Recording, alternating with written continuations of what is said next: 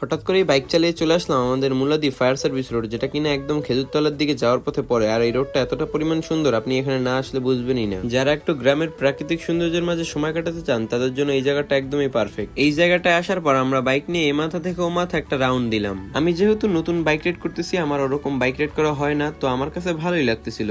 বাইকটা রেখে রাস্তার পাশের এই জায়গাটা আসি, যেই জায়গাটা কতটা পরিমাণ সুন্দর লাগতেছিল আপনারা জাস্ট ভিউটা দেখুন। দূর দূরত্ব পর্যন্ত শুধু কৃষি জমি দেখা যাইতেছে। আর এই রাস্তার কথা কি বলবো, রাস্তাটা তো দেখতেই পাইতেছেন কত সুন্দর লাগতেছিল। রাস্তার দুই পাশে কত সুন্দর সারি সারি গাছ লাগানো। এই জায়গাটায় ঘুরতে আসে না এমন মানুষ মনে হয় খুব কমই আছে মুলাদিতে। আর আপনি যদি এখন এখানে ঘুরতে না এসে থাকেন তাহলে এখনই চলে আসুন। আশা করি এই প্রকৃতি আপনাকে অন্যরকম শান্তি এনে দেবে। আমরা যখন গিয়েছিলাম তখন আকাশে ঘন কালো মেঘ জমেছিল, আর একটু পর পর মেঘে ডাকতেছিল। দেখে বোঝাই যাইতেছিল একটু পরে প্রচন্ড পরিমাণে বৃষ্টি হবে। আমার সামনে কৃষি জমির পরেই দেখা যাইতেছে অনেক পরিমাণ গাছপালা। এগুলোকে আমার কাছে মনে হইতেছিল পাহাড়। এই প্লেসটার আমি একটা নাম দিতে চাই, সেটা হইতেছে গরিবের সেন্ট মার্টিন। আমরা যেই জায়গাটায় দাঁড়িয়েছিলাম ওই জায়গাটা থেকে একটু সামনেই ছিল ফায়ার ব্রিগেডিয়ারদের ভবন। সেই ভবন সাইডে আমরা একটু সামনে এসে পিক তুললাম, ভিডিও করলাম। আসলে জায়গাটা অমাইক লেভেলের সুন্দর, চারদিকে সবুজ আর সবুজ, আর মাঝখানে শুধু তুমি আর আমি। ও সরি আমার তো তুমি নাই। তো যাই হোক, আপনাদের তো বললামই আসলে মেঘ করছিল অনেক পরিমাণ, যার কারণে আমাদের মুলাদি ব্যাক করতে হইলো। তো আজকের এই ছোট্ট ভিডিওটা এই পর্যন্তই। সবাই ভালো থাকবেন, আল্লাহ হাফেজ।